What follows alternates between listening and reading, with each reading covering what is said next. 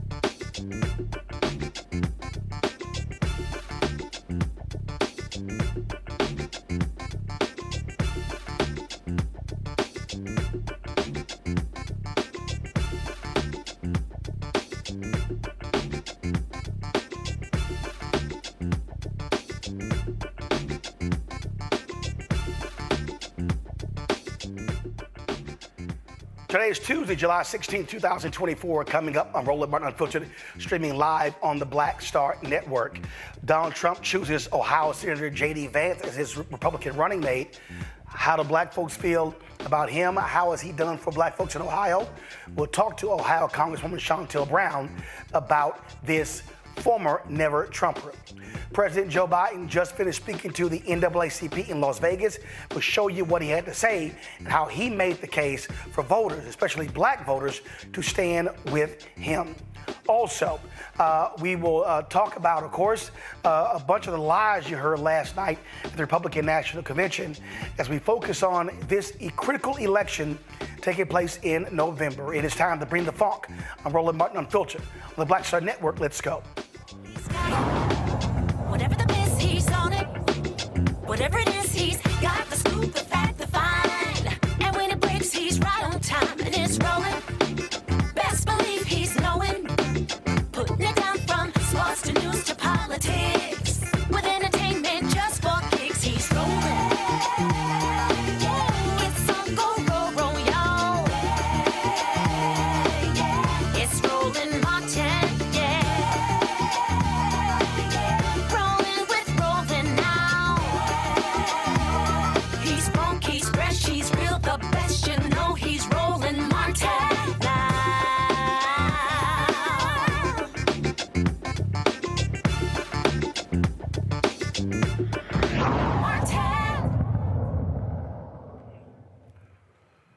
Well, there's nothing like a Donald Trump suck-up, and it's exactly what Ohio Senator JD Vance is. This is a man who trashed Donald Trump in the past, but now all of a sudden is his vice presidential running mate. He is an opportunist. He's also an election denier, and we can go on and on and on. But who knows better than how he is when it comes to African Americans than Ohio Congresswoman Shotel Brown. She joins us right now on Roland Martin Unfiltered. Congresswoman, glad to have you back on the show. Here's a guy who all of a sudden is deleting all sorts of videos. In fact, I saw something earlier where he's deleted his position on abortion from his website. He's trying to sit here and gaslight us. You got that right. Listen, I think the people of Ohio have buyer's remorse. If there's ever been a time where people have regretted their decision, I think this one is it. And so when Donald Trump decided to pick JD Vance, I can tell you that we've experienced their efforts as what they're putting out as Donald Trump's Project 2025. Last year, when you had me on the show, we talked about issue 1 in Ohio, which I think was really the test drive, the test case, if you will, for Project 2025. They tried to suppress, silence, and subvert the voices of the voters in August of 2023. And that was issue 1, where they tried to eliminate a simple majority and make it so that in order to change the Constitution, you would have to have a super majority, which really means that one man, one vote would no longer be the standard in Ohio. But I am proud to say that when the people of Ohio got the information, they showed up and they showed out and they voted in record number. But that wasn't enough, Roland. That wasn't enough. They attempted to do the same thing in November when they tried to roll back women's rights and make sure that they took away the women's rights to make their own healthcare decisions. I can tell you, JD Vance is getting ready to put a war out on women. This is the state where we had a 10-year-old who was a rape victim that had to flee the state in order to get the care that she needed, because at the time we had not passed issue 1. This is the state that also had the sister who had a miscarriage, a natural thing that happens to us. She had it in her bathroom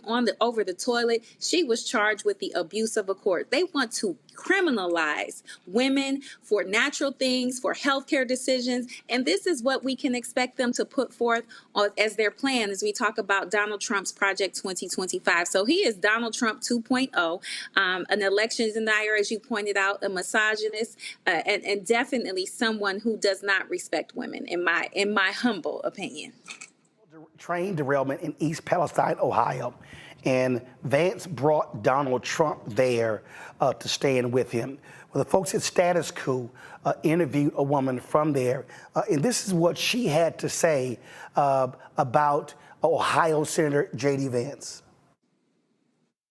That is chemically contaminated. You've been sick. So many of you are sick.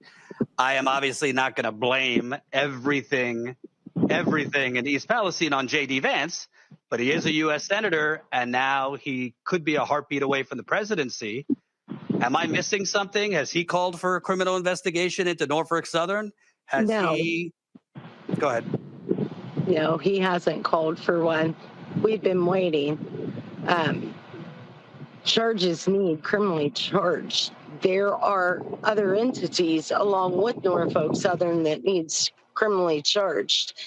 JD Vance was wonderful in the beginning with coming in, sending his assistance or help, and then all of a sudden we don't hear from him.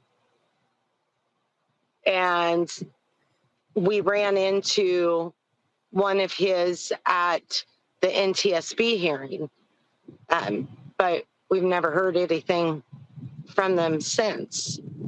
And so what does that say, Congresswoman Brown? He brings Trumps there, uses them as a photo op, and here's the woman who said, now he's MIA.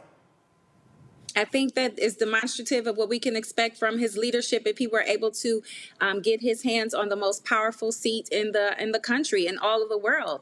And I hope that the people are listening and watching and paying attention, because they are duplicitous and diabolical. They have a lot of rhetoric, but no results. Listen, when we have two things that we can compare when it comes to the top of this tickets, and that's their records. We have a Donald Trump who had 4 years of chaos and confusion, and now we have President Biden and Vice President Harris, who really made some very powerful and historic accomplishments to get this country back on track when we had a president in office while he was taking medicine to deal with his COVID. He was telling other people to drink bleach. And on the other hand, we had President Biden and Kamala Harris who were making sure people were getting vaccinated and getting shots in arms so we could reopen the country and get people back to work. We have the receipts for the work that we are doing, as opposed to the rhetoric and the empty promises of folks like JD Vance and Donald Trump. We can also talk about Donald Trump, how he talked about infrastructure week over and over again when he was in office. Well, I'm proud to say on my second day in office under the Biden-Harris administration, we were able to deliver. So now we're repairing crumbling roads, bridges, airports, waterways, removing 100% of the lead pipes, which is critically important in a city like Cleveland that has been dealing with lead devastation for decades, causing irreparable harm to some of our children and making it difficult for them to learn. In that infrastructure bill, we also provide the Affordable Connectivity Program, because we knew during the pandemic that the internet was no longer a luxury, but an absolute necessity. And because of the good work of folks like Congressman Clyburn, again, President Biden, Kamala Harris, they made sure that we were going to be able to deliver into those communities that were suffering for a long time and did not have access. And that is a record we can run on. But I know people care about the vision for the future. And the good news is President Biden and Kamala Harris have a positive plan for the future that is really going to maximize the work that they've done and leverage, because there's still more work to do. We need to pass the John Lewis Voting Rights Act. We need to deal with the George Floyd Act. There's so many things that are going to be impactful to the Black community that is on the ballot. If we don't show up, these things will be clawed back, and we can expect the future to be much darker than what it currently is if you get a Donald Trump and JD Vance in office as the president and the vice president of this country. I do have to ask you this. The DNC is looking to do a virtual roll call, and part of that is because what happened in Ohio. And even though the legislature, they changed the rule, there's been a back and forth between DNC Chair Jamie Harrison and Nate Silver on social media. Nate Silver, of course, is with his 538. And so Silver said, go to my iPad, he said that Harrison was trying to gaslight people based upon technicality. Ohio changed the law, and that the GOP legal case to remove the Democratic nominee from the ballot would be extremely weak. But Harrison says, look, we can't chance this because we know how these judges rule. And so Jamie is saying that the smart way is to do this to make sure that you beat the deadlines and you don't chance this thing in court. Just your thoughts on that. I trust our chairman, and I know that as an Ohioan, we cannot trust the Republican legislature or the executive to do what's right for the rest of Ohioans, let alone the country. We saw what they did in August of 2023, really upending their own rules. They said that they would not have special elections in August, yet they did because they thought that they could get away with suppressing, silencing, and subverting the voices of the voters by trying to pass issue 1, again, taking away that simple majority. So I cannot trust the Republicans, these extreme MAGA Republicans, I must say, to do the right thing. So I trust our chairman to do what is going to be the best course of action to ensure that we get Biden and Harris at the top of the ticket across the country. And on that particular point, that I posted this on Twitter to Nate Silver. I'm like, dude, what the hell are you talking about? The conservatives have a majority on the state Supreme Court. I don't care. I said, first of all, you're not even a lawyer, Nate Silver. If you want to call something weak, you don't leave it to chance. We already saw what happened with this Trump judge in Florida on Monday. We already know what's with this right-wing Trump Supreme Court. No, you get it done. You don't go, oh, we think they're going to side with us. That's right. And you remind me of what happened in 2016 when we talk about the vote and we talk about how people set out that election, when we had one of the most qualified candidates to ever seek the office of presidency, and by the name, her name was Secretary Hillary Clinton, who ran, who then had Trump as a candidate at that time. People were sitting at home. Some of the hemming and hawing and the waffling back and forth that I've been hearing about this 2024 election reminds me so much of 2016.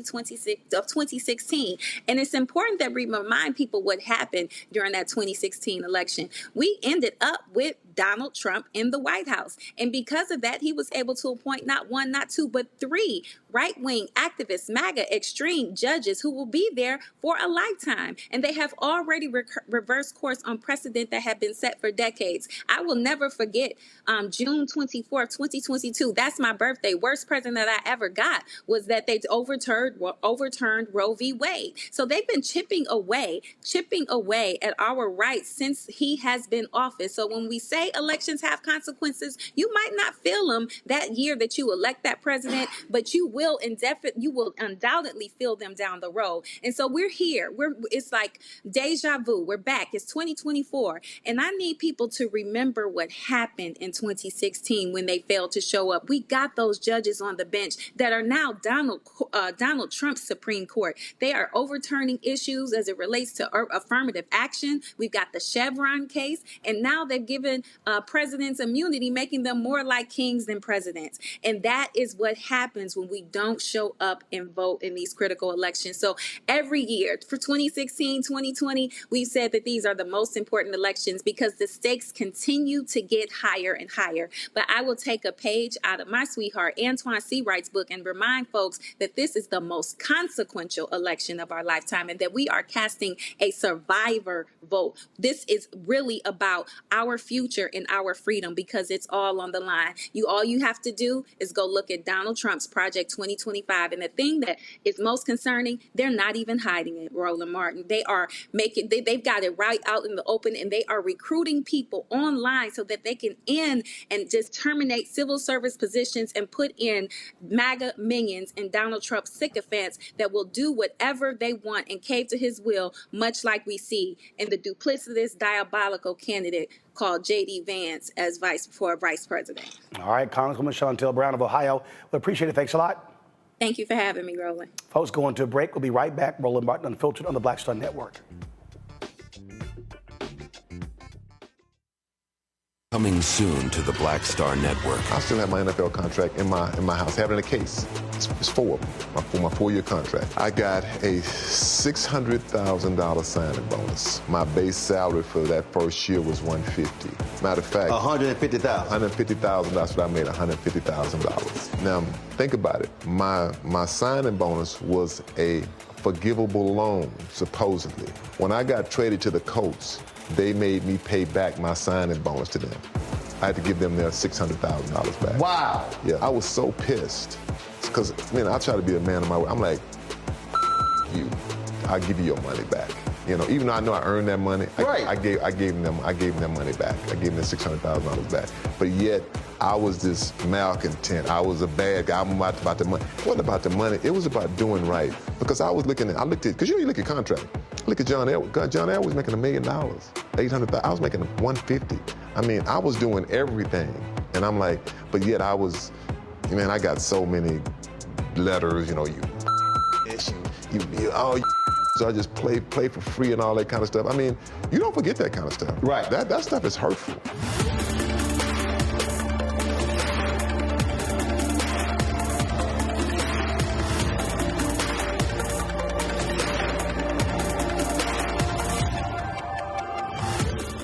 Sherry Shepard, and you know what you're watching, Roland Martin Unfiltered.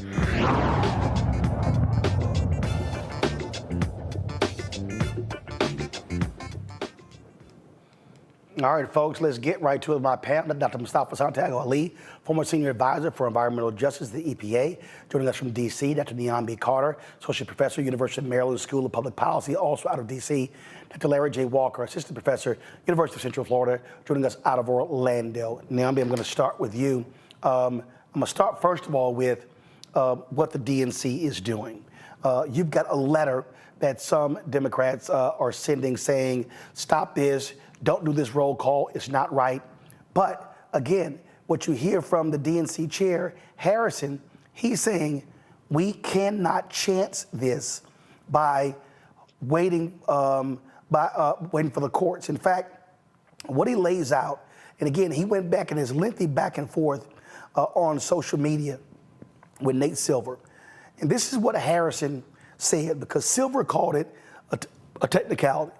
Go to my iPad. Harrison said, for the last few cycles, it has always been a technicality for Ohio and other states to give a waiver to the RNC and the DNC for their convention certifications. He said, for the first time ever, Ohio didn't do so. He said the DNC acted in our own best interest in May and decided to move forward with the virtual vote. The governor called a special session to address the situation. However, the Ohio GOP decided to play games, refused to pass a clean fix, and passed a bill that included a poison pill for Ohio legislative Democrats. Furthermore, they passed the bill as a non-emergency bill, which meant we have to wait 90 days for enactment, meaning the bill is not enacted until September after the original August 7th deadline. So we're supposed to rely upon the goodwill of those same people. Please don't gaslight me. He also said that he laid out in terms of the Rules Committee what they should be doing. Jamie Harrison is right. The last thing you want to do is throw this thing to the courts. And Nate Silver is even more pathetic because he actually said this here. Nor is Ohio a swing state. If Biden's name is on the ballot in Ohio and Kamala Harris in the other 49 states, it wouldn't affect his odds of winning the Electoral College one bit. The job of the DNC chair is to have his candidate on all 50 ballots. Nate Silver should shut the hell up. You on mute? Sorry about that. I said Nate Silver has been a problem for a while. Nate Silver is one of these people who is very technically astute, but doesn't really care much, I would say, for the politics of everyday people and the lives that they have to live. And the fact of the matter is, if we have a state that can simply take someone off the ballot, this is going to be a problem for the citizens of that state. It's essentially taking away their right to vote. And if you don't think that's a problem because of what statistics tell you, then I think you need to go back and really figure out what this is about to you. I think a lot of people approach political science and politics as it's just a matter of crunching numbers, but this is real people's lives. And so whether it affects the statistical outcome or not, it doesn't really matter. What matters is the rule of law. What matters is the principle of elections and what they're supposed to be for. So if it doesn't matter, it doesn't matter to Nate Silver because his life functionally won't change because of this. It matters to the people of Ohio, however, in particular the Black folks and the Latin folks in Ohio who essentially won't get a vote that day. So this is, I think, again, politics run amok. And part of the reason why people are so confused about what to do, because they get mixed messages like this. And when you start talking about what is statistically anomalous and telling people it essentially doesn't matter, they shouldn't care, then why would anybody show up? I mean, what's crazy here, Larry, you don't chance anything. You don't say, well, you know what? We could just, it's a weak case. We have seen weak cases where the Republican judges just took it to the hilt. Yeah, so Roland, my colleague just made a great point. Another point, I feel like I'm reminded of Eddie Murphy who said, don't fall off a banana and tailpipe. Listen, the Republicans have been tell us who they are for the last several years. And what's happened in Ohio has been going on for the last couple of months. So the chair is right. If you sit around and wait, who knows what's going to happen? You certainly, like I said, if this goes to the courts, you already see the kind of games they're playing. The other thing, Roland, about this issue, particularly about what's happening in Ohio, is this is a snapshot of what a Trump administration will be like if he gets elected. He wins in November and they get sworn in January. And I don't think people are paying close enough attention between the rhetoric about him talking about being a dictator and then the games are being played by Republicans in the state of Ohio. They're directly connected. They're telling you now what it's going to be like under a Trump administration. And so it's going to be really important for, like I said, folks to go out and vote. The other thing is Nate is a data scientist. And so being a data scientist does not mean you are have enough background about politics to understand certainly the legal system. And then secondly, understand that many of the games that are played by state and local party leaders. particularly like the GOP. So I think his opinion doesn't really matter. And the other thing is, Roland, is this: listen, once again, this is going to be like what it's going to be like living in the United States in a couple of months if people don't get out to vote. And so I know we're going to talk later about President Biden being at the NAACP convention, but it is really important, not only for Black folks and Latin folks in Ohio, but it states across the country to understand that this is the last line of defense to deal with these issues, because if not, you'll be dealing with this for years in the future, and then your grandchildren and children would ask you why. Where were you at, and why didn't you do something? You know, the thing here, Mustafa, that is clear is when you have, first of all, Nate Silver, are you a reporter? Or like, what the hell are you? Who the hell are you to tell the DNC chair in a back and forth that he's gaslighting and they should not be doing something that they have the right to do? Well, you know, Nate Silver has got that TV bug, right? If you have watched his evolution, then you've seen how when you say controversial things that you get more airtime. So I'm not taking anything away from him as a tactician, a statistician, you know, any of the things that are in his technical wheelhouse. But we also understand how being on mainstream media works. So we have to ask the question, is this a part of his calculus as someone who deals with numbers of being able to have more time there? You know, besides that, you know, the real question is, are people going to continue to be fooled? Because we continue to allow ourselves to say this could never happen, and then just walking down like we're walking down a dark alleyway after somebody done punched you in the head one time and saying, well, there's no way somebody gonna punch me again. With all the Supreme Court cases that we said could never possibly turn out the way that they did, and as devastating as they have. People saying, well, when they first heard about Project 2025, well, this couldn't possibly be as bad as folks on the Black Star Network have shared, or other folks. So I'm just wondering when folks are actually going to wake up and understand that there is a strategic set of actions that are being put in place. And with those strategic sets of action, there are also traps that they're hoping that you will step into, you know, with the idea that this couldn't possibly happen. I couldn't possibly get caught in this bog, if you will, that would slow a process down, stop someone from being able to vote. So we just need to kind of wake up and understand that folks have actually thought this stuff through, and there is real intentionality in the things that we're dealing with in this moment. Well, I mean, absolutely. And, you know, as we sit here and we watch what's playing out, what people have to understand, game recognizes game, Niambi. You've got Elon Musk, who said, "Oh, I'm not going to endorse anyone. I'm not going to contribute to any campaign." Announced he's going to give $45 million a month to the Trump campaign. Now you've got billionaires, Mark Anderson, David Ben Horowitz, this Doug Leone, all of them now saying, "Oh, we're backing Trump." It's like, we see what's going on. What they want, and look, David Zasloff leads Warner Discovery. I don't care what party wins.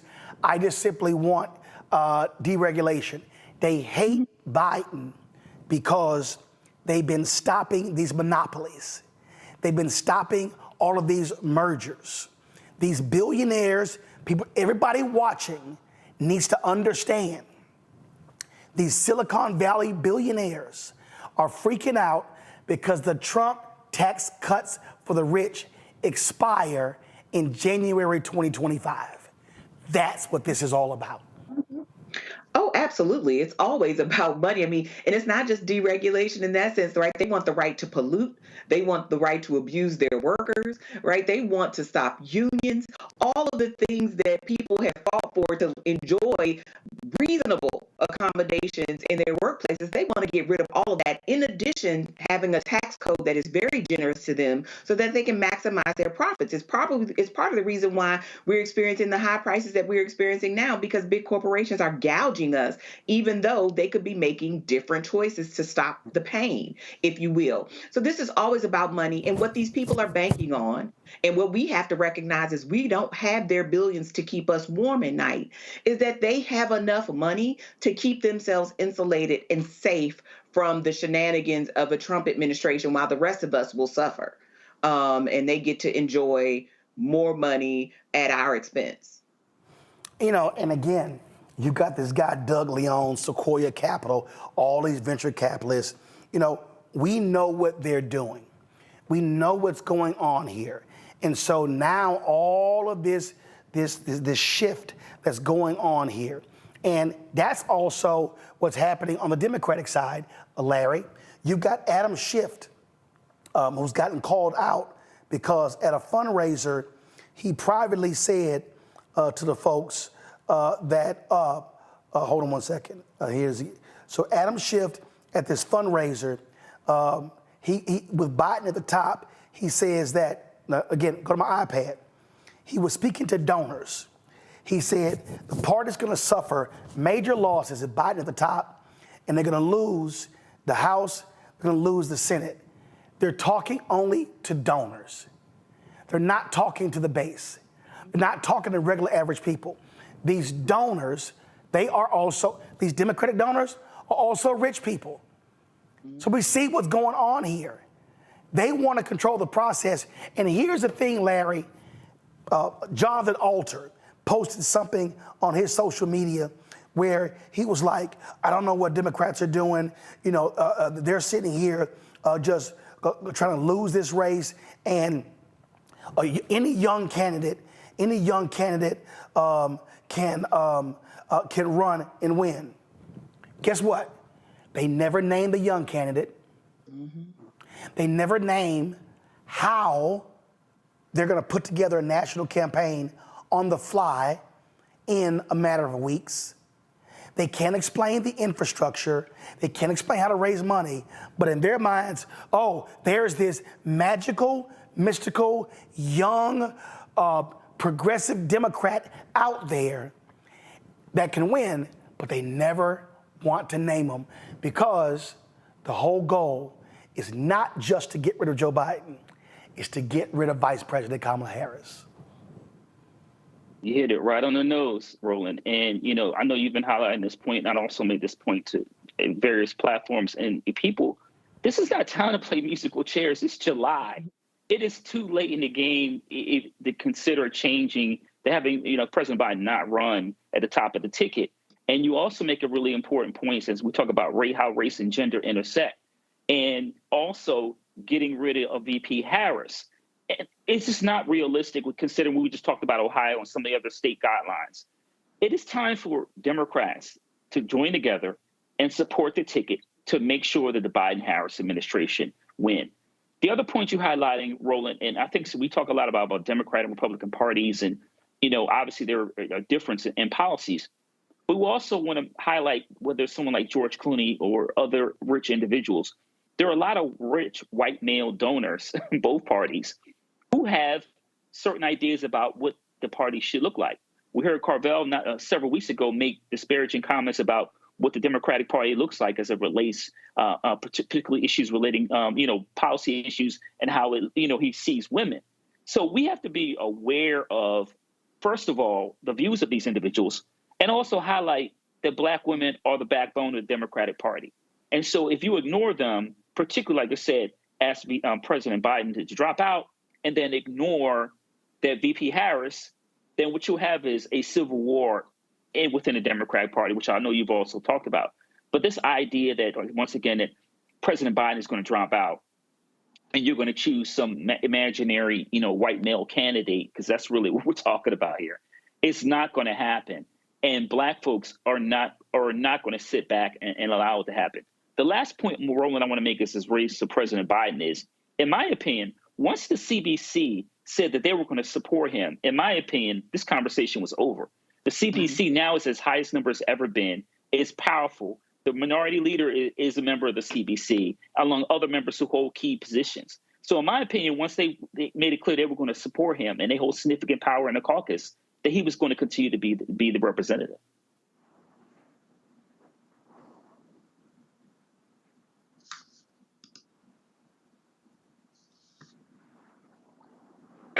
I've asked this of John Favreau, Tommy Vietor, David Axelrod, Jonathan Alter, to Julian Castro, to numerous people. I keep saying, name me the candidate who y'all want to replace Biden. There's never a name. There's never a name. In fact, CNN had a story that says prominent Democratic pollster Stan Greenberg has been running the polling data. And here's the headline right here. Private efforts to nudge Biden to step aside continue. And so they go in here and they say, Democratic pollster Stanley Greenberg shared his take that Biden is on track to lose the election in a way that does deep damage to other Democratic candidates. We'll lose everything. It's going to be devastating. Guess what? Stan Greenberg is a business partner with James Carville. Stan Greenberg and James Carville, they're talking about got to replace Biden. They never name anyone. Again, no board of directors fires the CEO and you not already have his or her replacement in line. Mm-hmm. You don't do it. You can't show me no smart university fires the president and not already have the interim tab to take over. Mm-hmm. No television network fires an anchor and not have the replacement in place. So it is dumb to go, let's get rid of plan A and we'll figure out plan B. You are literally inviting chaos. Now, I would suggest, Mustafa, that if these same Democrats had spent the last 18 days with their sight and focus on Trump and MAGA and Predator 225 and not Biden, it might be a different conversation. The Republicans don't even have to criticize Biden because you've got a handful of Democrats who are doing the job. Well, you know, privilege is addictive. And privilege also tells you that you know more than everybody else. And I'm not a pollster. I'm just a country boy. So what I usually do is I pick up the telephone and talk to folks. Now, I've worked in over 1,000 communities, the majority of them inside of our country. So I just pick up the phone and call folks. I guess maybe I am a pollster and I just don't know it. And I just ask them simple questions about who is it that you're thinking about? And why are you thinking about them? And who is it that you're not thinking about and why you're not thinking about? Now, some folks may only know one or two folks, but they know the reason why they're considering voting for that individual. And I'm always amazed by these pollsters who I'm like, do you have any relationships with folks so that they actually tell you how they really feel about something? And I talk to black folks and brown folks and lower wealth white folks and indigenous folks and sometimes some other folks that are part of the mix of groups that I've worked with over the years.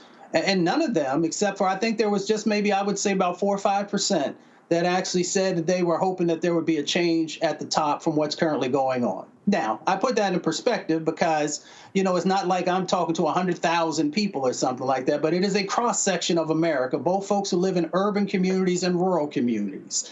And I'm very clear with what they've shared with me. I did not try and lead them in any direction. I just wanted to listen. So I don't know where these individuals, whether in Washington, D.C. or in New York or California, are getting their information that the vast majority of people across the country are looking for this big change. What does happen is folks will share with me, well, I keep hearing on TV that everything is messed up. So maybe, maybe I should be thinking a little bit differently, but I'm still locked in with the individual whom, that I gave my vote to last time and who I'm interested this time. So, I'm not sure how they do it, but I am very clear that we have very wealthy people who continue to place profit over people, even if it doesn't make any sense, because as both the other esteemed doctors have shared, they're going to be all right. The question is, are we going to be all right? And if we allow ourselves to continue to deal with this chaos and confusion that some folks are doing intentionally and others because they caught up in the mix, then you're going to lose. But if you get out there and do the damn work and make sure you're knocking on the door and you make sure you're highlighting the differences between the two major candidates, then everything going to turn out all right. But if you're not willing to do that work, we all know what's going to play out. Absolutely. All right, folks, going to go to break. We come back. We'll continue our conversation here. But before I go to break, I love these billboards that are going around Milwaukee. Check this out. Check this out.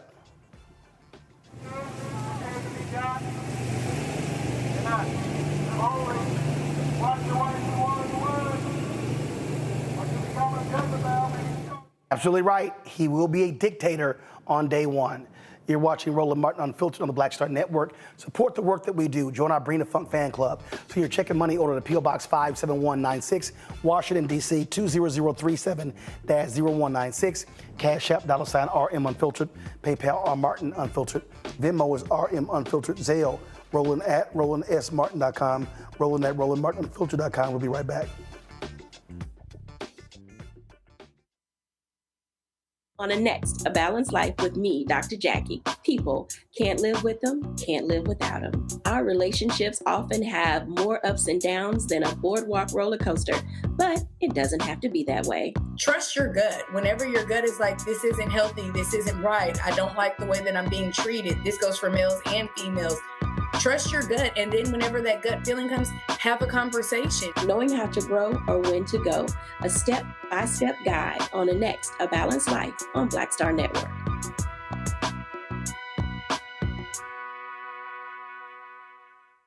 Good job, good pay, good life. Would you be willing to walk away from it to achieve real wealth? Well, that's exactly what this woman did.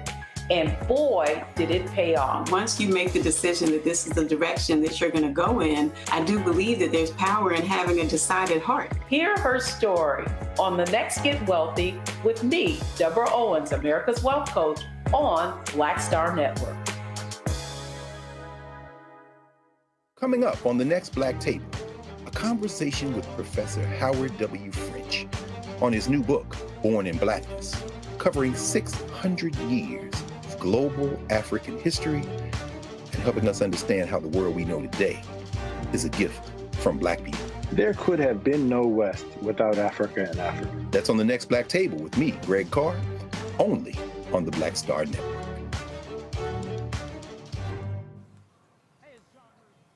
The new Sherry Shepherd Talk Show. You're watching Roland Martin Unfiltered.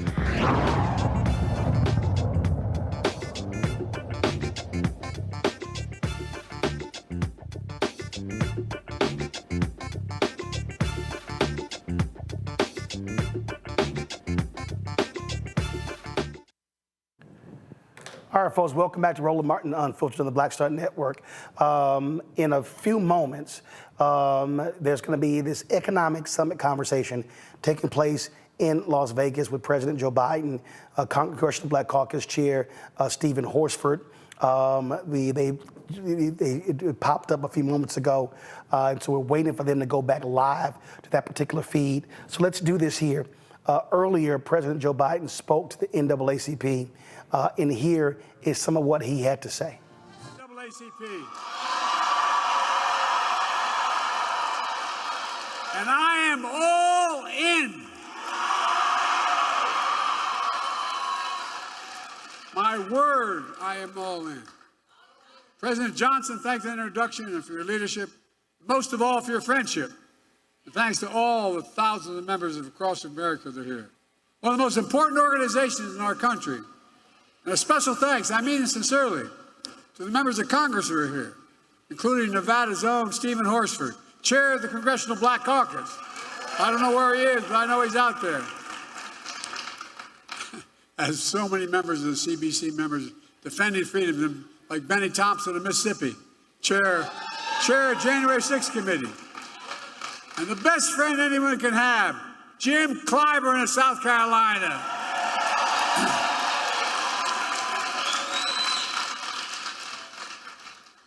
In case you didn't notice, Jim turned it around for me in 2020.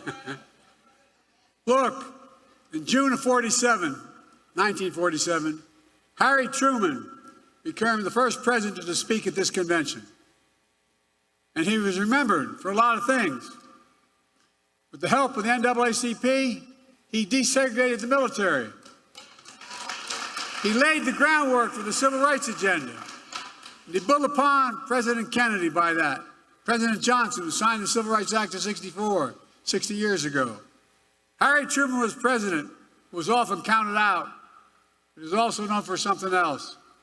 The story goes, Truman said, if you want a friend in Washington, get a dog. Well, guess what? After the last couple of weeks, I know what he means. But that's why it's so good to have real friends. I'm not being solicitous. I have real friends. So many of you had my back, and I think I've had yours as well. And I will never forget it. Got a couple Delaware folks here still. And one of my best friends, when I was a lifeguard in the projects, he was, his nickname is Mouse. Mousy, there you are, pal. End up running longshoreman and loyal as hell. I'm truly honored to be here. To me, it's this tense moment in this country, and it is a tense moment. Just a few days after the assassination attempt on Donald Trump, we're grateful he was not seriously injured. We continue to pray for him and his family. It's time for an important conversation in this country. Our politics has gotten too heated. I've said the Oval Office on Sunday night, as I made clear throughout my presidency, we all have a responsibility to lower the temperature and condemn violence in any form. You've got to remember, in America, we're not enemies, we're friends, we're neighbors, we're fellow Americans. Most importantly, must fully and firmly reject not only political violence, but violence of any kind, period, no exceptions. We have to say with one voice that violence is not the answer. That's what we should rally around as a nation. That's the unity I'm talking about. Few organizations know that better than the NAACP. For the race riots in Springfield, Illinois in 1908, the NAACP was formed. That's what started it. You know the pain and the price of violence. You understand if you're going to talk about standing against violence, you must stand against all violence. You must stand against violence perpetrated against presidential candidates in Pennsylvania. You must stand against all violence. The violence perpetrated against George Floyd of Minnesota. Against black veterans like police officers Eugene Goodman on January 6th. And black election workers like Ruby Freeman and Shane Moss in Atlanta. We have to stand against the violence and intimidation of white supremacy, the murder, innocent lives in that grocery store in Buffalo, New York when I went up there. Mother Emanuel Church in Charleston, South Carolina. We're standing against the violence that murdered children in Sandy Hook and Uvalde. Concert goers in Las Vegas. Innocents on the street all across America that never make the news. There's Uvalde every day in the communities across the country. If you're going to be outspoken on one, don't be silent on others.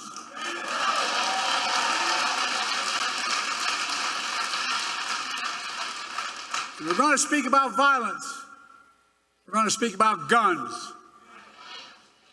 More children in America die of a gunshot wound than any other reason. That's stunning and that is sick.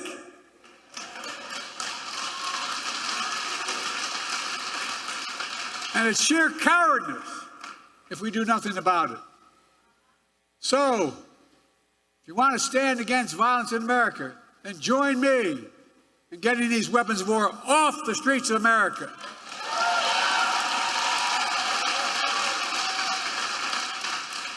An AR-15 was used in the shooting of Donald Trump, just as it was an assault weapon that killed so many others, including children. It's time to outlaw them.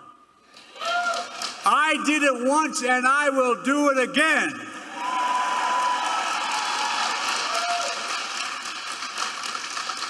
Now, just because we must lower the temperature in our politics and raise to violence, it doesn't mean we should stop telling the truth.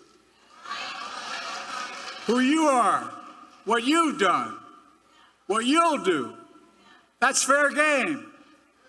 As Harry Truman said, I've never given anyone hell. I just told the truth and they thought it was hell. That's what I'm going to do. Well, here's the truth about why Donald Trump's presidency was hell for Black America. He tried to repeal Obamacare to kick millions, I mean millions of Black Americans off their health insurance. He had a $2 trillion tax cut that overwhelmingly benefited the super wealthy, the biggest corporations, and exploded the federal debt larger than any one president has in one term. He left no room for us to do what we should be doing. Invest in things that affect people's lives, like child care, elder care, and so much more, that grow the economy and help people. His mismanagement of the pandemic was especially devastating to Black communities. Oh, I know, because in other countries, other communities of color. That economic crisis drove up Black unemployment, decimated small Black businesses, and you peacefully protested George Floyd's murder. Donald Trump called for the National Guard to go after you. What in the hell's the matter with this man? No, I'm serious. Go figure. From a guy who spread the birtherism lie against Barack Obama, saying he wasn't born in America and he wasn't a U.S. citizen. Of course, here's what he thinks of black jobs. I love his phrase, black jobs. It tells a lot about the man and about his character. Folks, I know what a black job is. It's the Vice President of the United States.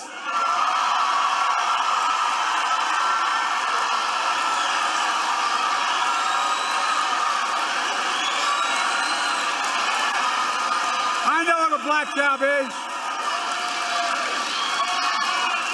The first Black president in American history, Barack Obama.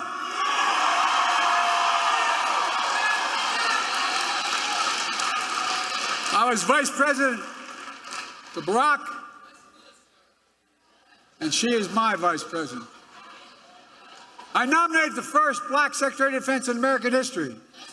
He's doing one hell of a job. I nominated the first Black woman to the United States Supreme Court. It matters. It matters.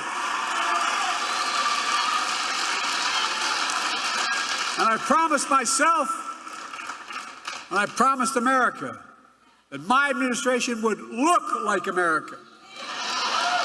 And I'm proud that we have the most diverse administration in all of history that taps into the full talents of our nation. That's who we are. These guys don't get it. That's why we're so successful. No, I'm serious. That's what makes us the greatest nation on earth. That's not hyperbole. Folks, it's because of you that I'm president and Kamala Harris is vice president. And by the way, she's not only a great vice president, she could be president of the United States.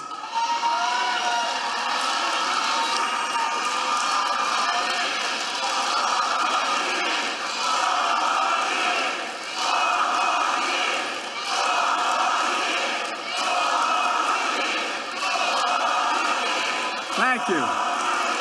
With the help of the NAACP, the Black elected members in the Congress, we've gotten so much done. Seriously. Presidential historian said we've gotten more done of consequence than any president since Franklin Roosevelt. Just think about where the Black community was when I came into office. Think about how far the Black community has come. But we still got a long way to go. COVID no longer controls our lives. Our economy is not figuratively, literally, the strongest economy in the world. Historic low Black unemployment, record growth in Black small businesses, Let me say this again, because Trump is lying like hell about it. The black unemployment hit a record low under Biden-Harris administration. The first bill I passed, we put $1,400 checks plus $300 checks per child, per family, per month in the pockets of people in this country to get them through the pandemic. Not Trump's administration. Kamala and I did that. We put more money in the pockets of than anyone. We cut black, and the consequence, we cut black child poverty in half. And what we're finally getting through to people, my economic policy grows the economy when we spend money. Grows it. We grew the American economy to the strongest in the world. And I'm determined to make that tax cut permanent.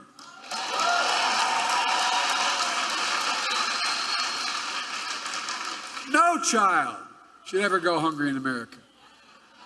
And by the way, all the data shows they can't let them tell us we drive up deficits. They drive up deficits, folks.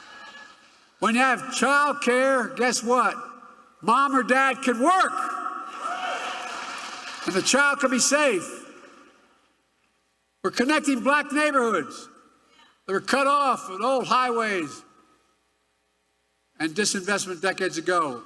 My city, Wilmington, Delaware, I-95 runs up through what used to be the black community, divided it, 6 lanes wide. We're going to make sure that the states want it. We're going to be able to pave over at the top of that and still have the highway.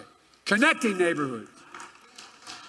We're removing, which is costly, every poisonous lead pipe in a house in America so every child can drink clean water without fear of brain damage. We're delivering high-speed and affordable broadband. No child should have to sit out in the parking lot with their moms in front of a McDonald's so they can get online to do their homework. And because of you, we're not only protecting Obamacare, you allowed me to increase it, making health care more affordable. We're putting, and by the way, more than it's ever been, millions of African Americans now have health care because of what we've done. We're putting home ownership within reach. How do you generate generational wealth, no matter what community you're from? I know how we did it when everything got stuck in Scranton and we no jobs. Moved to Delaware. Dad worked like hell to get down payment to buy a small house. That's how you build equity. As small as a 3-bedroom split-level home with 4 kids and a grandpa living with us. But it was a home, and he was able to build some equity. Look, we're making the most significant investment in climate ever in all of history.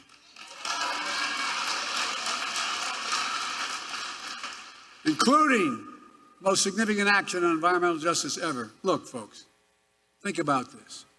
My state of Delaware, if you know, not many don't know my state. My state of Delaware has a Delaware River runs up along, as jagged. But at the top of the state, there's a half moon. And it goes up along more oil refineries on the other side of that half moon in Marcus-looking areas than anywhere in the country, including Houston. And guess what? The wind blows southeast. We had the highest cancer rate for the longest time. But you know who's affected? Fence line communities. You know who the fence line communities are? Black communities. And I promised, as we make this legislation work, we're going to take care of those communities first. First. I mean it. Same way in Louisiana, same way in other places. Look, we've received student debt for more than 4 million borrowers. A significant amount are black borrowers. I don't know how many have called me, say, Mr. President, or God, I've gotten phone numbers, I've called them back. Mr. President, thank you. I couldn't get married. My debt was so large. I couldn't have children. I couldn't think of, no, I'm serious, you know it. I couldn't buy a home. But what you did, you freed me of my debt, and you gave me $10,000 for a down payment in a home.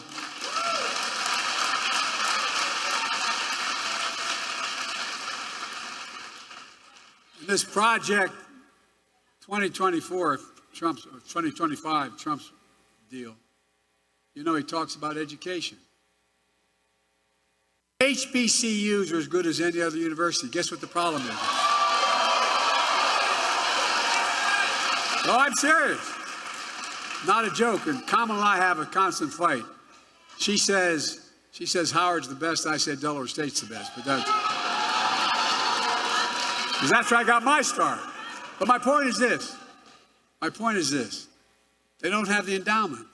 So what are the jobs of the future? The high-tech jobs of the future. You're going to pay a lot of money. They don't have the money for the laboratories. They don't have the money for all that material. So that's why I've invested a record $16 billion in HBCU. There's no HBCU student is any less qualified than any student anywhere else.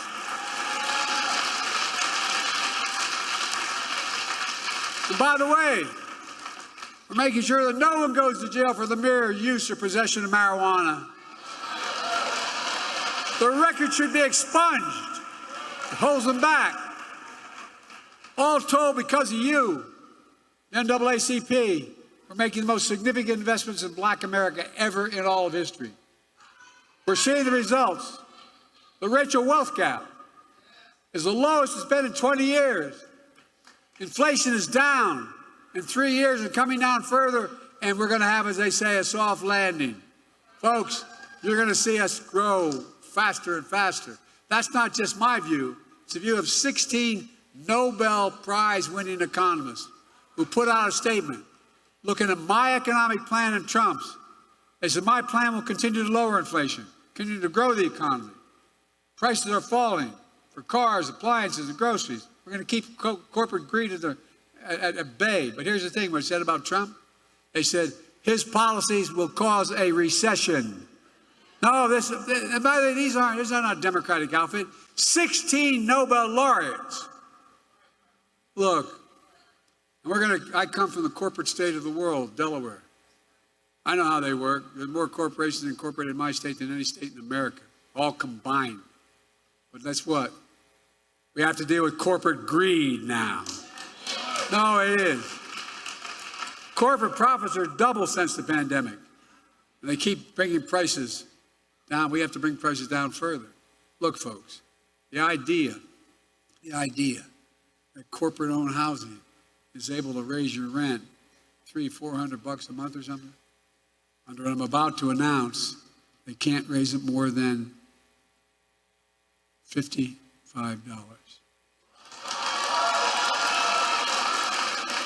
That debate is taking place. The bottom line is we're just getting started. Well, no, it's not enough to talk about the past.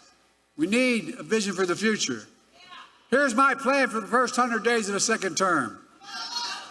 Kamala and I are calling on Congress to pass the John Lewis Voting Rights Act.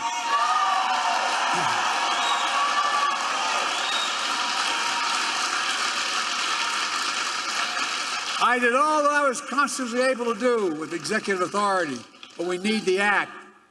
And we need to pass the Freedom to Vote Act. And I'll sign them both into law immediately. And guess what? Come hell or high water, we're going to restore Roe v. Wade as the law of the land.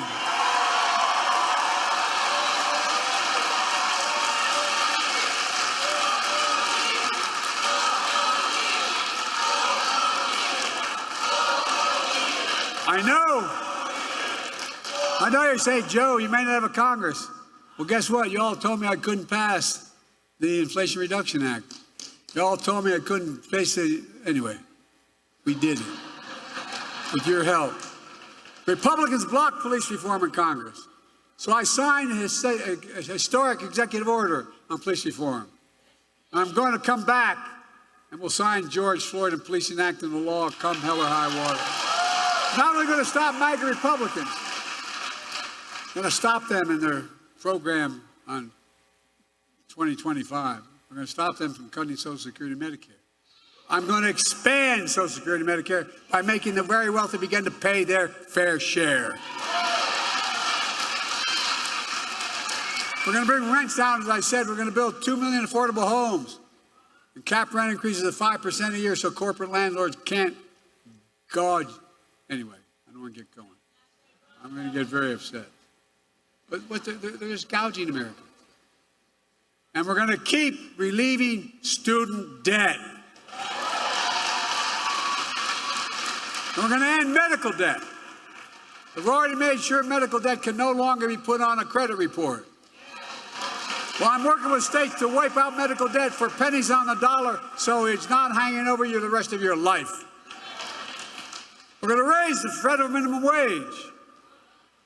Our first term, we capped the cost of insulin for seniors at $35. Total drug costs for seniors, beginning in 2024-5, at $2,000, and some of those cancer drugs are $10,000, $12,000, $14,000 a year. But the second term, we're going to do that for not just seniors, for everyone in America.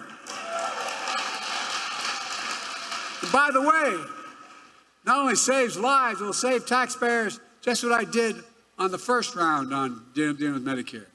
It saves the taxpayer $160 billion because they don't have to pay these exorbitant prices to these, anyway.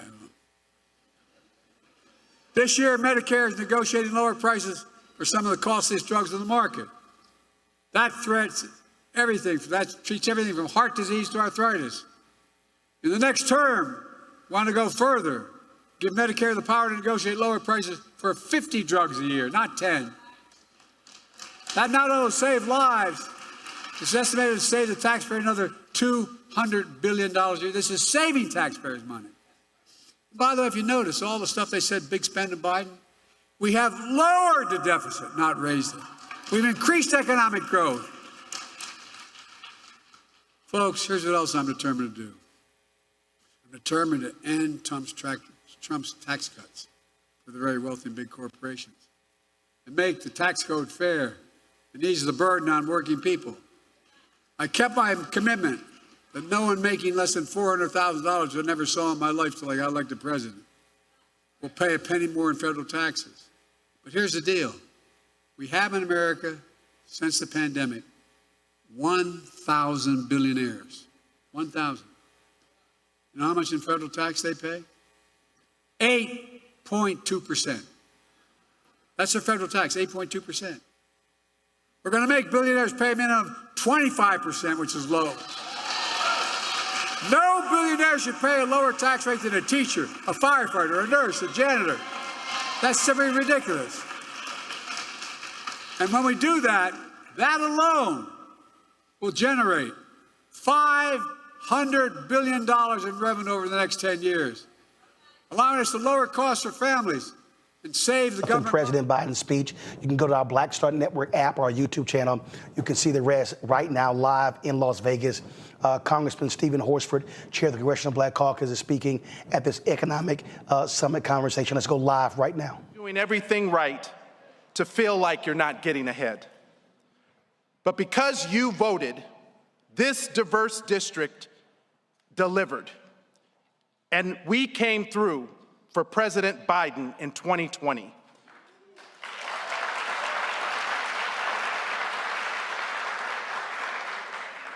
We delivered with large margins, giving him Nevada, earning him Nevada, and its 6 electoral votes. And because of you, the President and Vice President Kamala Harris delivered. It's because of you that we got COVID relief, infrastructure, the Inflation Reduction Act, capped the cost of insulin at $35 a month. It's because of you that we reduced child poverty by 50%. And it's because of you that we fought for and won meaningful climate action, the first bipartisan gun safety legislation in decades, and student debt relief. And the list goes on and on. And today is no exception. Because of you, President Biden is here to share some more good news. Just this morning, the White House announced that our application that was developed and submitted by our community was selected for $50 million in funding for Marble Manor. All right, folks, we're going to do a split screen here. We're going to keep that going. We're going to wait to see if President Biden speaks. I'm going to go to my panel here. I'm going to start with you, Larry. You heard what the president said there. Very vigorous, talking about what he accomplished for Black America, what he laid out in the speech to the NAACP, Donald Trump could never say. And you also notice Donald Trump has no plans and will not be at the NAACP convention in Las Vegas. I doubt he'll be at the National Urban League next week or the National Bar Association or any other Black convention. Roland, I don't even know if former President Trump knows what NAACP means, right? So, he's not going to be there because we obviously made the joke, and President Biden certainly made an excellent point about what Black jobs, that comment that former President Trump made about Black jobs. But listen, President Biden and VP Harris have a comprehensive record of addressing issues that have impacted the Black community. I think people really don't understand in terms of, first of all, the forgiving student loans. I know a number of friends who had their student loans forgiven. And this is how you build Black wealth, because Black people are more likely to incur debt because we come from underserved communities, but underinvested. So the student loan forgiveness alone has had a huge impact on people that I know. They can now buy homes, they can invest in land, they can send their kids to college and make other important investments. So that by itself is critically important. Roland, we also have to talk about the Infrastructure Act and the CHIPS and manufacturing, science and manufacturing bill. All these bills lead to stimulating the economy. So we also have to make the mention, as President Biden talked about, in April of last year, we had the lowest unemployment rate ever recorded by the Department of Labor. This is critically important, as we just remember a few years ago how high the unemployment rate was during COVID and after COVID. In addition to that, the Biden administration has made it a priority to make sure that the resources come from the federal government to make sure there are more Black-owned businesses. So he obviously has a lot of clear points he made, and they're very important in this election year. Let's go back to Las Vegas right now. Protect the progress that we've made and build on it. Together, we can build an economy that works for everyone. And together, we can protect our freedoms, our rights, and our opportunities for generations to come. Ladies and gentlemen, it is indeed my honor. Please join me in welcoming our President of the United States, Joe Biden.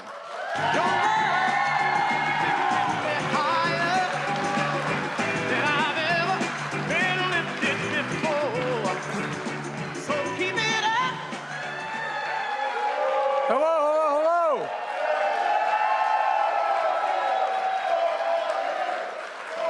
Thank you. Thank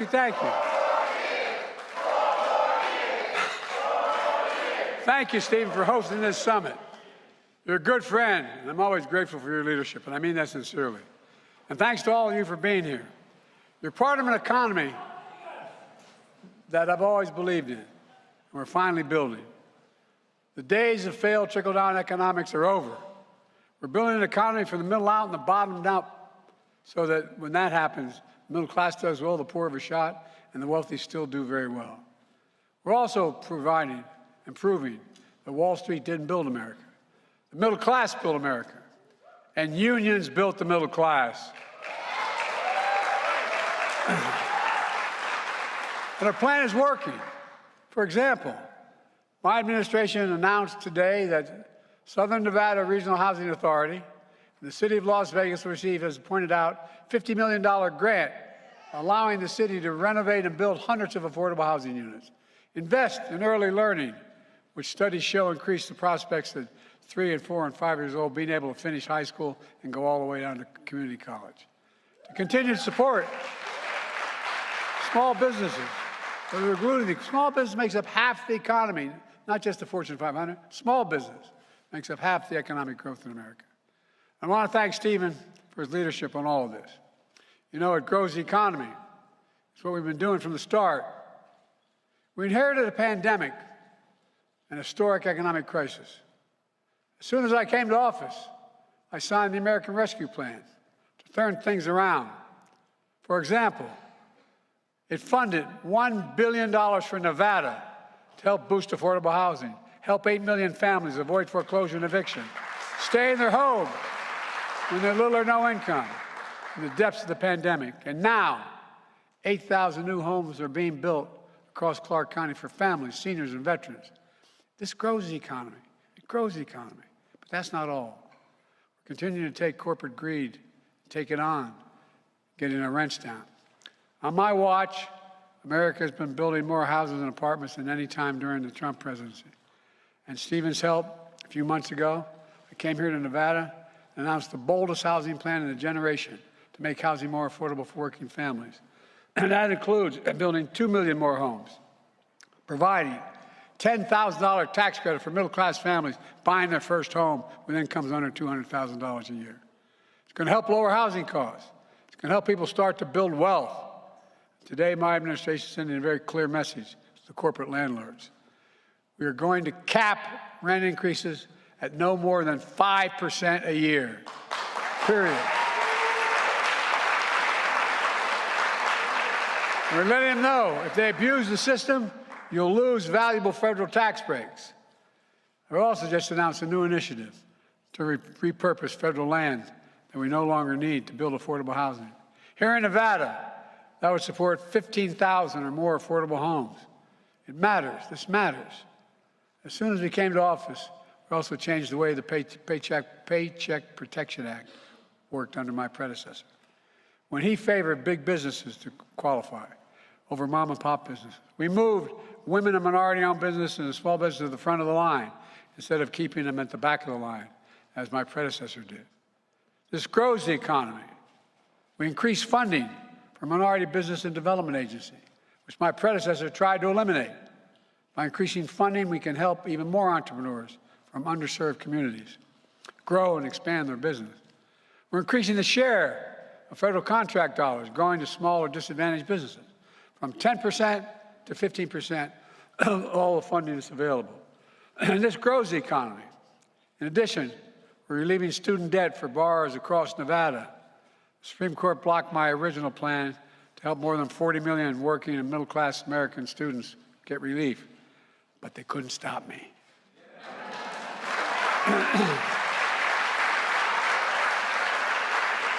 For example, I took the existing loan forgiveness program for public servants, teachers, nurses, firefighters, police, etc., and made it work, which says that if you work for 10 years in those professions and you paid what you owed for your student loan, at the end of 10 years, it's wiped out. This is good for the economy because it helps folks who are doing the right thing and finally be able to start businesses, start families, start homes, build generational. I don't know how many letters I've gotten from into the White House. Dear Mr. President, my student debt hung over me like a lead balloon. It kept me from being able to get married. It kept us from being able to have a child. I wasn't able to even begin to buy a home. And this has all changed. People just want a shot. But take a close look at what Trump and the MAGA Republicans are proposing in Trump's Project 2025. They'd cut off funding for all Hispanic saving institutions, all Hispanic serving institutions, including community colleges like the College of Southern Nevada, where we're here today. They would repeal my bipartisan infrastructure law that's already invested $3.7 billion for Nevada right here in this state, like America's first high-speed rail line that's going to take you from Las Vegas to Los Angeles in 2 hours, create over 30,000 jobs, and guess what? Save billions of tons because of pollution. Because people, all the studies show, you can get from point A to point B in a train or a vehicle at the same distance, you take the train. We'll also invested $90 billion to replace poisonous lead pipes here in Nevada. So every child can turn on a faucet and drink clean water without fear of getting brain damage because of what's going on. We're doing the same thing by delivering affordable high-speed broadband to every Nevadan. Remember how Trump promised Infrastructure Week? Every week for 4 years? He didn't build a damn thing. Nothing. Now his Project 2025 repeals all we're doing. That's what he wants to do. The bottom of the line is this. Because Trump failed in handling the pandemic, lives were lost, and our economy tanked. And now we're back. Jobs are up. Wages are up. Tourism is back. The economy is growing. Inflation is down and continues to go down. And 16 Nobel laureates last week put out a paper saying that the American economy is going to grow under me and inflation will continue to go down. But they say under Trump's plan, these same economists say we'll fall into a recession and inflation will be badly damaged hardworking Americans. In fact, Trump's calling for a 10% tariff on everything imported to America, including basic necessities like fruits, vegetables, coffee, and more. The economists tell us his plan would cost working families a new tax of $2,500 a year. We can't let that happen. And by the way, these aren't liberal economists. These are Wall Street Journal economists. These are economists from the major institutions in America. We have to do more. That's why I'm determined to finish this job. Look, let me tell you my 100-day agenda, and I'm not going to keep it real long. We're going to make sure you own more and you owe less. That means we're going to keep relieving student debt. We're going to end medical debt. We've already made sure medical debt can no longer be put on a credit report. We also work with states to wipe out medical debt for pennies on the dollar. We're going to raise the federal minimum wage. We're going to pass the PRO Act and end union busting once and for all.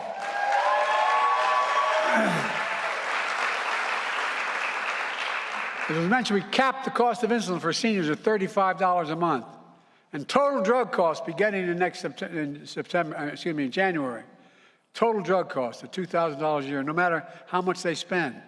Because a lot of them now need cancer drugs, need heart medicines. They've ranged from anywhere from $2,000 a year to $4,000 a year to $10,000 to $12,000.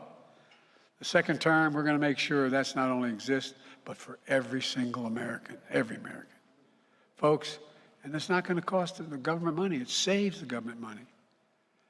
By the way, these reforms save the lives of taxpayers, but they also save the government, just as we've done so far, $160 billion savings. And people don't focus on it, but here's the deal.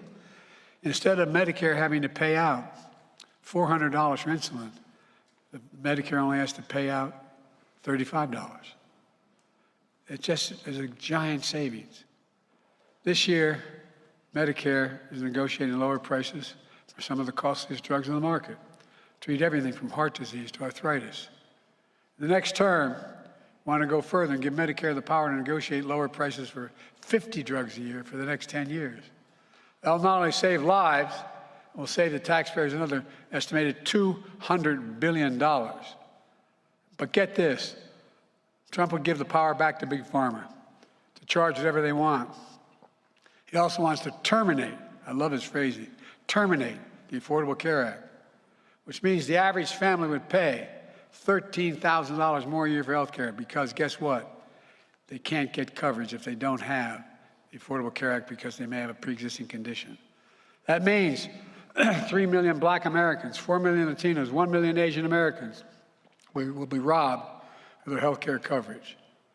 Look, I'm taking the most significant action ever on climate.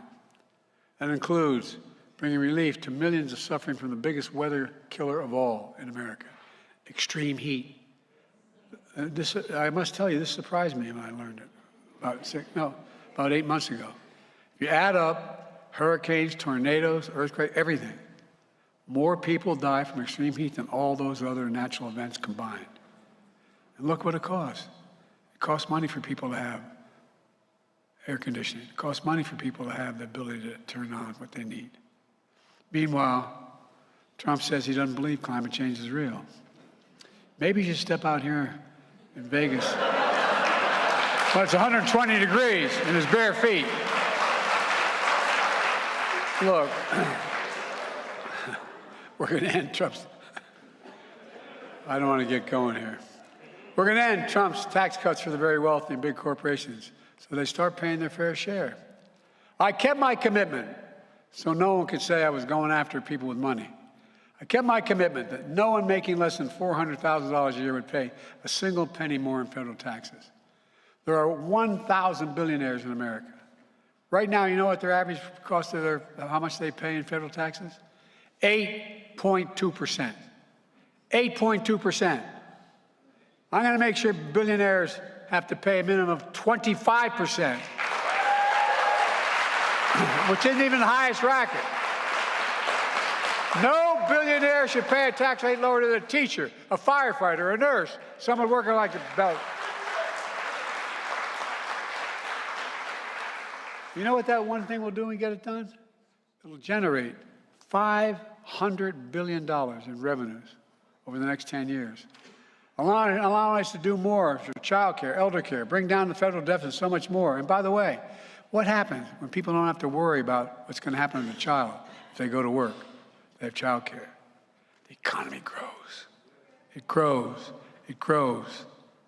I signed the American Rescue Plan into law in the months of coming to office. I put $1,400 checks into pockets, expanded child tax credit, sending $300 checks per child, per family, per month into the pockets to help them get through this pandemic. I cut child poverty in half for black families, Latinos, and Asian and tribal communities. Republicans let it expire. I want to reinstate and make the child care tax credit permanent. Permanent.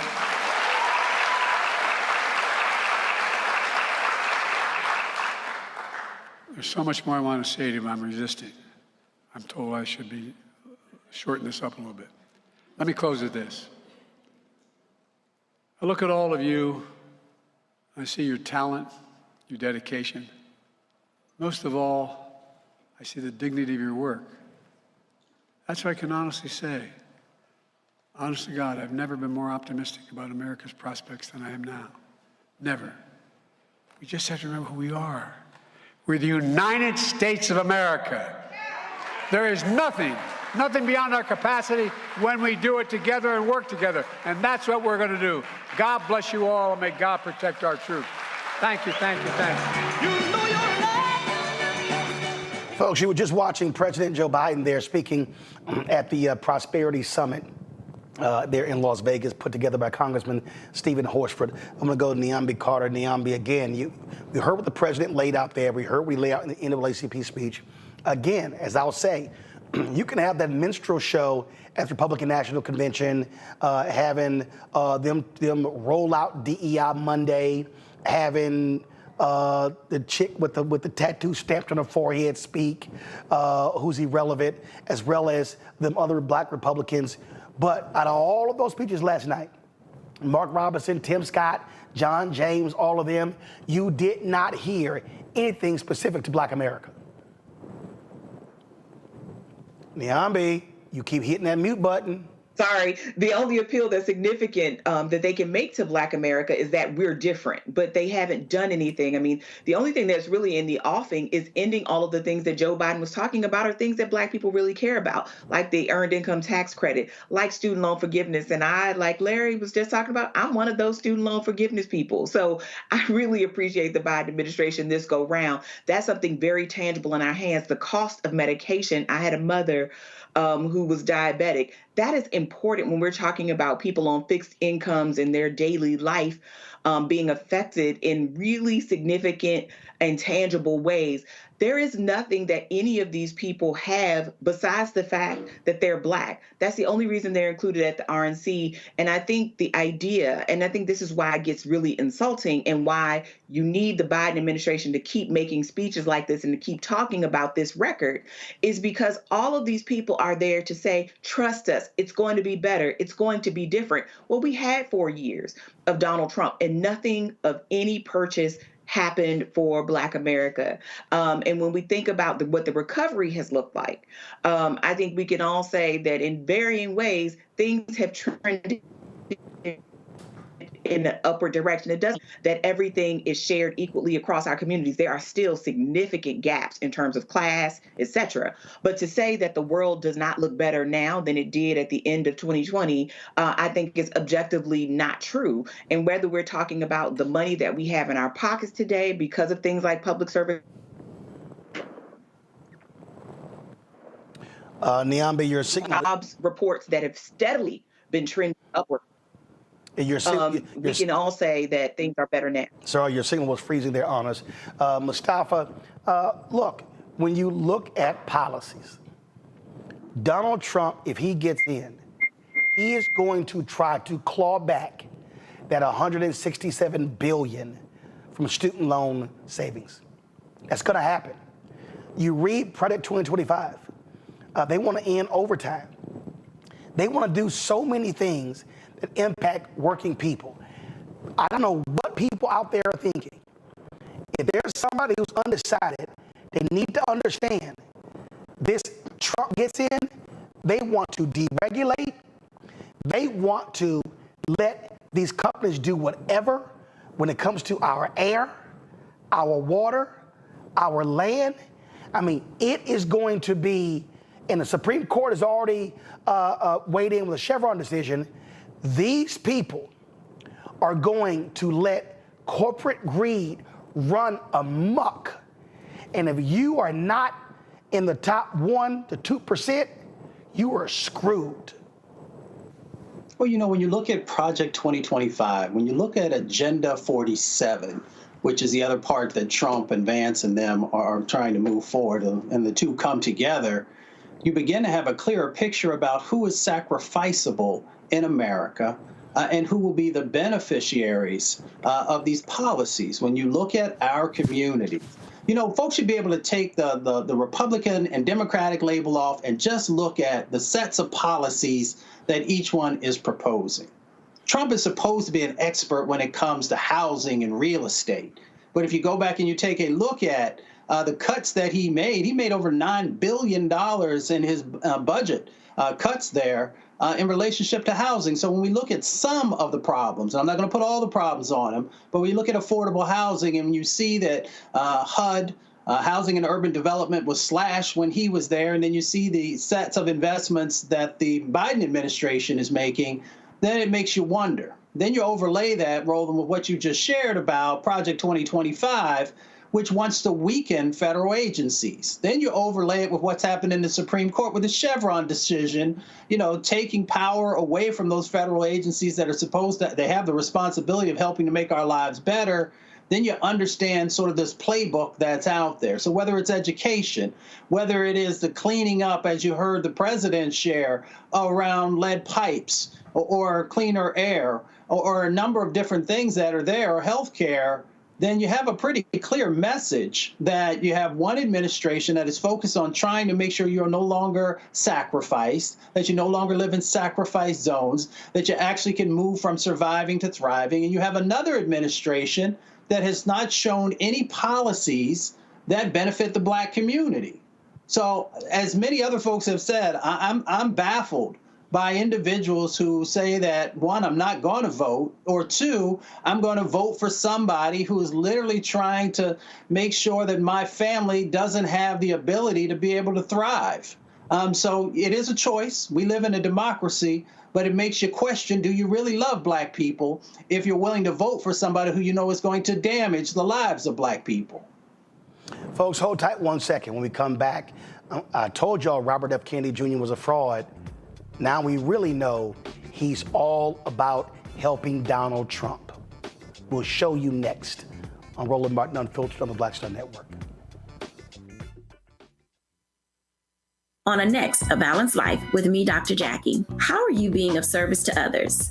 Doing for someone beside yourself is such a big part of living a balanced life. We'll talk about what that means, the generation that missed that message, and the price that we're all paying as a result. Well, now all I see is mama getting up in the morning, going to work, maybe dropping me off at school, then coming back home at night. And then I really didn't have any type of time with the person that really was there to nurture me and prepare me and to show me what a life looked like and what service looked like. That's all on a next, A Balanced Life with me, Dr. Jackie, here at Black Star Network. Fanbase is pioneering a new era of social media for the creator economy. This next generation social media app with over 600,000 users is raising $17 million, and now is your chance to invest. For details on how to invest, visit startengine.com/fanbase or scan the QR code. Another way we're giving you the freedom to be you without limits. This is Essence Atkins. What's the love king of R&B, Raheem Devon? It's me, Sherry Shepard, and you know what you're watching. You're watching Roland Martin Unfiltered. All right, y'all. So Robert F. Kennedy Jr. is supposedly running an independent campaign for president, even though his biggest donor is the biggest donor to Donald Trump. Well, today, this video dropped of a phone call between Robert F. Kennedy Jr. and Donald Trump that was shot by Robert F. Kennedy Jr.'s son, that was uploaded to the internet. Now, Kennedy Jr. has apologized for this leak, but thank goodness we now know exactly where he stands. Listen to this. I agree with you, man. Something's wrong with that whole system. And, and it's the doctors you fight. Remember I said I want to do small doses. Small doses. When you feed a baby, Bobby, a vaccination that has like 38 different vaccines, and it looks like it's meant for a horse, not a 10-pound or 20-pound baby. It looks like you should be giving a horse this. And do you ever see the size of it, right? It's this massive. And then you see the baby all of a sudden starting to change radically. I've seen it too many times. And then you hear that it doesn't have an impact, right? But you and I talked about that a long time ago. And anyway, I would love you to do something. And I think it'll be so good for you and so big for you. And we're going to win. We're going to win. We're way ahead of the guy. And, he's interesting. It was very nice, actually. He called me. And he said, how did you choose to move to the right? So I guess that's, people say, if I was looking straight on, right? He said, I said, I was just showing a chart. I didn't have to tell him the chart was on all the people pouring into our country, right? But I just turned my head to show the chart. And something wrapped me. It felt like a giant, like the world's largest mosquito. And it was a bullet going around. What do they call that, an AR-15 or something? That was a big gun. Those are pretty tough guns, right? Right, so that was that call there. What's interesting there, Mustafa, you hear Trump say, we're going to win. Kennedy goes, yeah. He offers Kennedy a job in his administration. I'm sorry, I thought Kennedy was also running for president. This is a con. It is a fraud. A vote for Robert Kennedy is a vote for Donald Trump. Yeah, I mean, we know that Kennedy wasn't serious. He didn't build the infrastructure that would be necessary to even be able to mount a real run. So, I'm for anybody who wants to run, you should have the ability to do it. But we should also use our brains to be able to evaluate if somebody has a serious chance, because our vote is incredibly important and it is incredibly valuable, and we shouldn't just give it away. I say folks should have to earn it, but we should also understand who has the ability to actually be a viable candidate or not. The other thing is that even though people say Trump's not smart, and yeah, he does some really incredible stupid things, he also knows what buttons to push with individuals that flatters them, that makes them feel like they also, have the intelligence to have a conversation with him. And of course, for Kennedy, it is his long-standing, sets of conversations and actions around vaccines. So he pulls you in and makes you think that he actually values who you are and the things that you care about, and that he's an advocate there for you. And all along he's playing you, So I'm just amazed that people are always sort of reeled in to this type of foolishness. But, folks have choices. And of course, we understand that Kennedy is supposed to be a spoiler. They understand that they only have to carve off certain percentages from each sets of communities to be able to be competitive. So folks just understand the game. And Larry, listen, go to my iPad, Elise. Look, you see it right here. Republican donors, secretive groups are the ones trying to get Cornel West and Robert Kennedy on state ballots.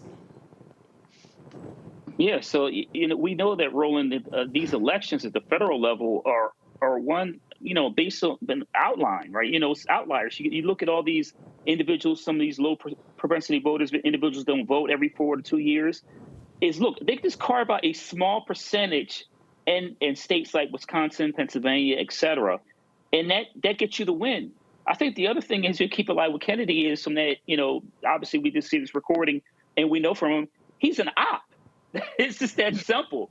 I think the other thing is what's going to end up happening is it won't be a joke if he's in charge of the Office of Infectious Diseases or the FDA or some other important agency that really has a day-to-day impact on your lives. So the recording just reinforces everything we know about Kennedy. And if, like I said, once again, you better get out the vote, because I know we've been talking about Project 2025, but the policies they have planned for us, and as it relates to infectious diseases, vaccines, et cetera, listen, we just overcame a pandemic. And so we can't have diseases like polio and other diseases that we essentially have gotten rid of here in the United States, allow those diseases to come back. And then we have to deal with children and other individuals who are negatively impacted. Niambi?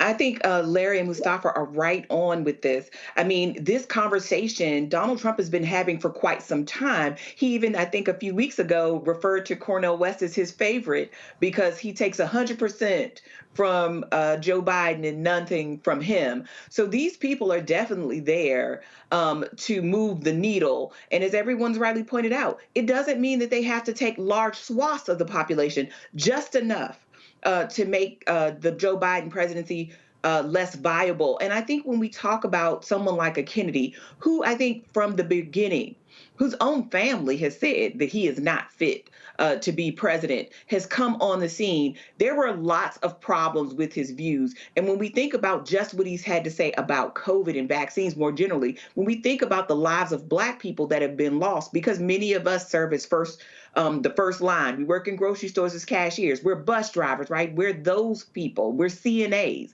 Our lives are going to be severely impacted by a person like a Kennedy who doesn't believe in vaccines, considers them to be dangerous. And these people ultimately are seeking policies that are going to hurt us, because what people have to remember, all of these men are wealthy men. RFK is going to be fine when all is said and done. It's us that are going to pay the price for a person like him. So even entertaining him, giving him a modicum of credibility is dangerous. And he is already setting himself up to land softly, no matter whether Donald Trump wins or not. And like you said, he's clearly not campaigning to win. He hasn't really done anything to show he wants to win. He wants a position. And I think that person is more dangerous than a person who's sort of going it alone. Absolutely. Hey, I want to show you all this new ad the Lincoln Project dropped regarding Project 2025. Check this out. Welcome to the Trump 2024 Convention, brought to you by Project 2025. This week in the horrible city of Milwaukee, Wisconsin, you'll see the best of the Trump Project 2025 party. It's a bold vision for a bright future. With Trump Project 2025, you'll love how new tariffs will make everything more expensive and set off runaway inflation. We know you'll appreciate paying for the big tax cut our struggling billionaires need. When you seniors are done freeloading, check out Project 2025's plan to end Medicare, Medicaid, and Social Security. So get out of that nursing home bed and get back to work. And ladies, this convention has so much in store for you. With Project 2025, you'll learn how good you'll have it in the kitchen. Girls, if your marriage isn't working out, you'll need Project 2025's helpful tips to keep the romance alive, even if he's abusive. Because we're getting rid of divorce. And if Mr. Wrong gets you pregnant, welcome to motherhood. Because we've ended Roe v. Wade, and we're going to criminalize birth control. And minorities, well, you didn't need those silly voting rights anyway. For you Jews, Muslims, Mormons, and other fake religions, you'll get a head start on learning America is a Christian nation. Project 2025 is Donald Trump's plan for your future, and it couldn't be any brighter. Project 2025 Bright Future Guarantee applies to white evangelical Christian men only. Other conditions may apply. Offer not valid in a functioning republic.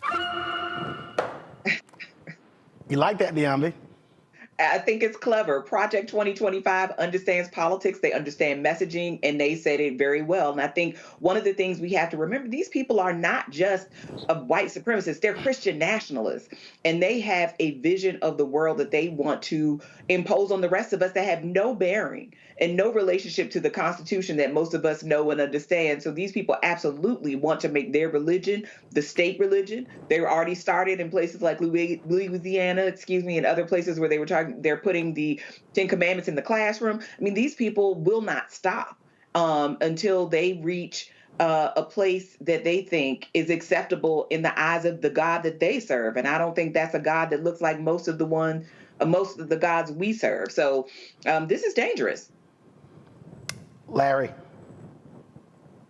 We mess around, the United States is going to be like a bad science fiction movie in a couple of months, Roland. This is not a joke. And, the Lincoln Project always does a really good job of messaging and reaching out to people. And I hope that particular, message is being delivered to individuals who might decide to vote for Donald Trump. But this is not a joke. And, some of those black and white stills you saw of decades going by, we could end up right back there in a couple of months if we're not careful. Mustafa. It makes you wonder, why is it that the Democrats haven't been able to create these types of educational messages that are very clear and to the point? And if you see that the Lincoln Project is able to do it, then maybe you need to start making investments in other places with those who can also share these very important lessons. It's interesting also, Project 2025, if you're from the street, you understand. It's telling you, I'm going to punch you in your mouth. And they're asking you, what are you going to do about it? And so we still have individuals who are willing to just take a step back and be like, well, it's going to be what it's going to be. No, it's going to be what it's going to be if you don't get engaged, if you don't vote. And not just vote, but really to think clearly about, what do you want the future of your community to look like? What do we can talk in the broader concept of what you want the country to look like, but everything starts at home. It starts in your community. And these folks are telling you that they are going to strip your rights away, that they are going to take resources away from you. Now, if somebody reached their hand in your pocket, would you just let them take the money out of it? Because that's exactly what you do when you don't vote, when you don't get engaged, when you don't educate yourself. You're saying, it's all right, go ahead and reach in there. Or you can do whatever you want with my family. Or you can tell me where I can live. Or you can tell me what I can and cannot eat, or what I can breathe. Can I breathe clean air because I need permission from you? And that's what this is really all about, and even more expansive. So we need to just wake up, and we need to get engaged. Absolutely. And it's also not feeding to this nonsense. I don't know what Van Jones was thinking on CNN when he said that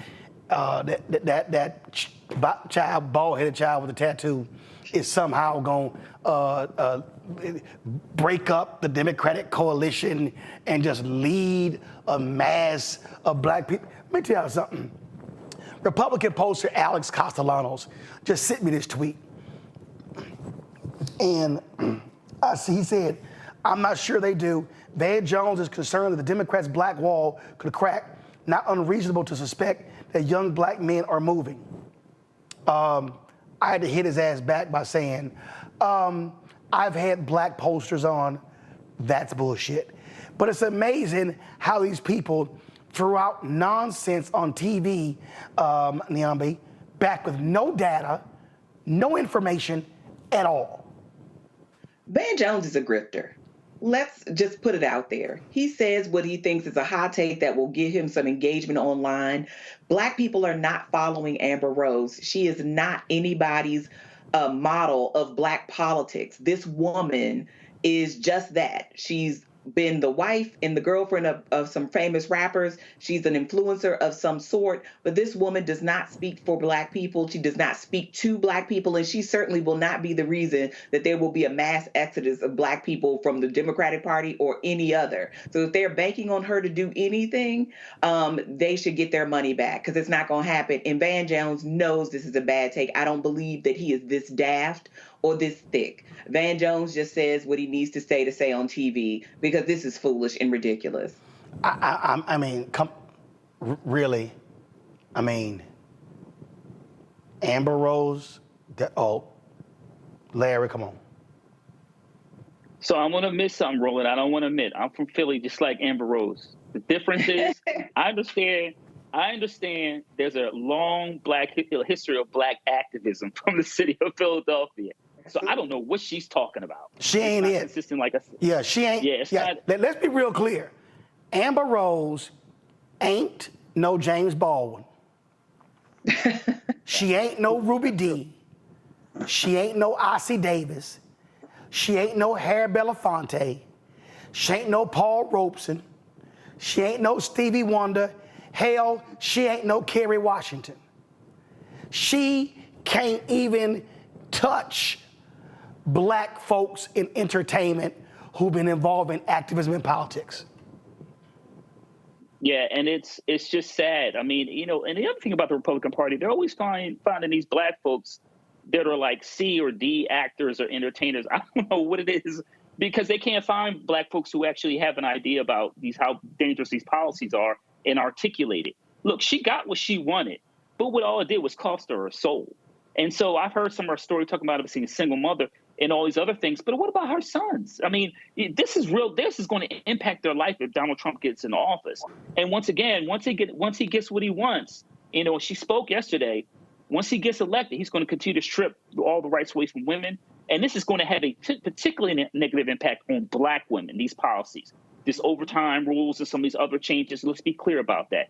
So it's a contradiction in terms. And like I said, as someone from Philly, I'm not claiming. I just sit here and laugh, Mustafa, at somebody give a speech and it's like, oh my God, that was amazing. That was wonderful. Oh my God, Go ahead. Well, you know, when you don't know any authentic black people, then yeah, that might sound like something to you. You know, what's interesting, celebrity and privilege, as I've often said, is addictive, and you will do anything. Many people will do anything to hold on to it. And as Larry said, you'll even sell your soul. You'll sell the people out that you said that you are, you know, in alignment with and solidarity with, to be able to, you know, continue to have the camera on you. You know, we are a brilliant people, but sometimes we don't slow down long enough to understand when people are trying to pimp us, when they are trying to use us. And the Republican Party, well, in the form and fashion that it is at this particular moment, has no problem not only in having a minstrel show, but also in trying to find ways to pimp us. They do it by making sure that they don't have the respective policies. They do it by getting into our back pockets and into our pocketbooks and purses and all these other types of things. And sometimes we're not paying attention. And that's why not only this network, but other folks who folks have trust in are so incredibly important to say, maybe you need to take and pay attention to what's going on here, or here's some information that you can then read and dissect and then start to make the decisions that will be beneficial for your community. So I'm very clear. Black folks is the only folks that can speak for black folks. Period. End of conversation. Larry, Niambi, Mustafa, I appreciate y'all being on today's show. Thank you so very much. Folks, that's it for us. Be sure to support the work that we do here. Let me tell you something right now. I know BET got their interview today with President Joe Biden. They're going to air it tomorrow. I know Complex ran their interview with Joe Biden. But guess what? We were the only black media outlet that actually aired his NAACP speech. That's it. None of the rest of these people, not these blogs, not BET, not Black Enterprise, not The Griot, not Blavity, not Essence, not Revolt, not TV One, not Urban One, not any of these folk. This is why this platform matters. Because see, you can't wait on mainstream media and some other black media folk who care more about entertainment than news and information to cover the stuff that matters to us. And so your support allows us to be able to do the work that we actually do. So you can see your check and money order, P.O. Box 57196, Washington, D.C. 20037-0196. Cash App, $RM Unfiltered. PayPal, R Martin Unfiltered. Venmo is RM Unfiltered. Zelle, Roland at RolandSMartin.com. Roland at RolandMartinUnfiltered.com. And of course, don't forget, download the Black Star Network. Apple phone, Android phone, Apple TV, Android TV, Roku, Amazon Fire TV, Xbox One, Samsung Smart TV. And folks, on Thursday, we're going to be in Atlanta with the International Machinists Union. Folks, I am 6 to 8 p.m. We're going to be at the IBEW Hall. If you want to attend, you can actually press this, this QR code right here if you want to attend the live broadcast.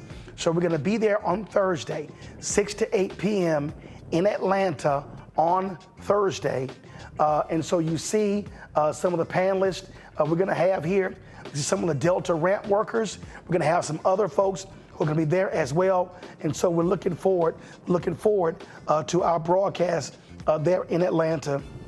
Again, taking place on Thursday. So on Thursday, I'll be in Atlanta for our special show. We're looking forward to that. And here are some of the folks who are going to be there with us as well.